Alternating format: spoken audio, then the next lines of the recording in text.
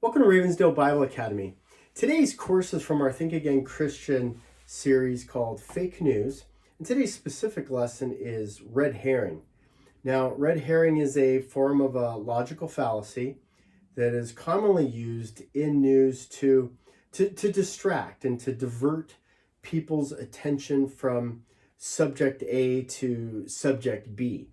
And so this is used quite often. Anytime you want to, draw or divert attention, you can use kind of what's called a red herring argument to get people off track. And so an example of this would be, let's say, you're trying to get little Johnny to eat his squash and mom says, well, Johnny, there are people starving in Africa. Well, Johnny knows, wait, I've got a cookie jar, I've got a pantry full of food, and I've got, leftovers in the refrigerator.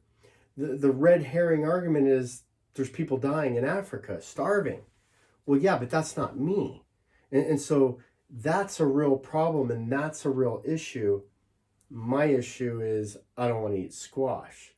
And so we see the diversion of taking one from the subject at hand or the question at hand and then getting off track, changing the topic, really not answering the question, but then asking or diverting to a different question or a different course or a different thought process. And so, give an example.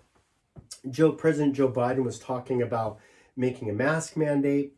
And so in order to get off track, we don't want to talk about wearing masks. We don't want to talk about COVID and the spread of virus and people dying. So let's divert the attention to the KKK, because nobody likes the KKK. I don't want to wear a mask. I don't want to be a KKK member.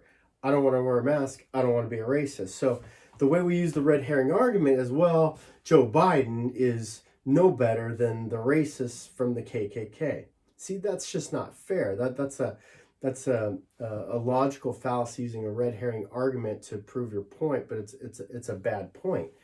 Another example of using kind of red herring issues or red herring topics is when the Democrats were sending Trump through an impeachment trial, and his first impeachment trial. They knew they couldn't win.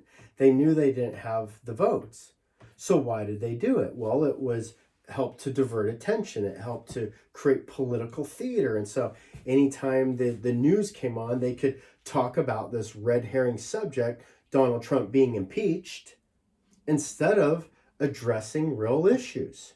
And so the red herring becomes bigger than actually the real issues at hand, but the news can keep reporting and keep talking about this fake news, this made up news.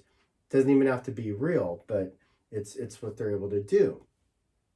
Another example is of kind of using the green herring argument is, well, if gas prices go up, if we keep seeing gas prices go up, well, then what we should do is forget gas prices. We should talk about the Green New Deal. Well, these are, at this point in juncture, well, these are different conversations. The conversation today is, well, inflation is increasing. We've given out too much money.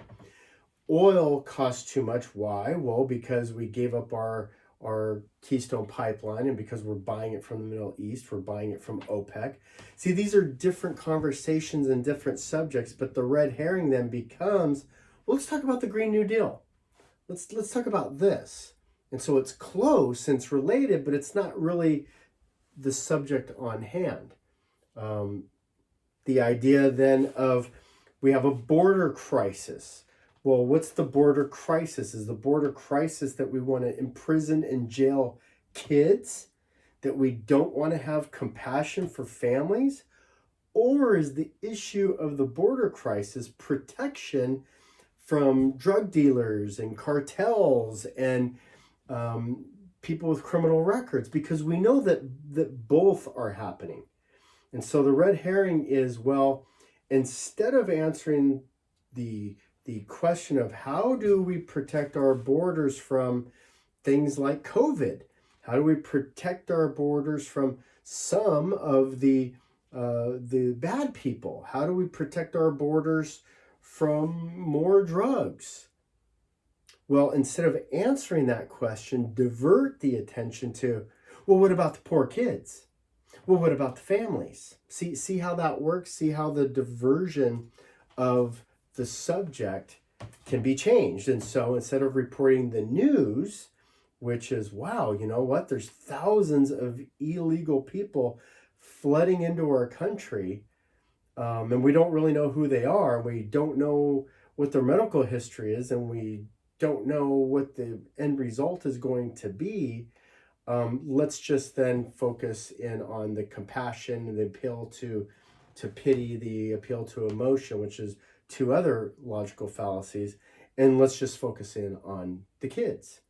Ironically, you can look at this picture behind me, and most of them aren't kids. So they're saying, let's have an appeal to the kids, even though most of them aren't kids. And so that's a part of the concept of using red herring arguments to divert attention from real news. That's what makes it fake news.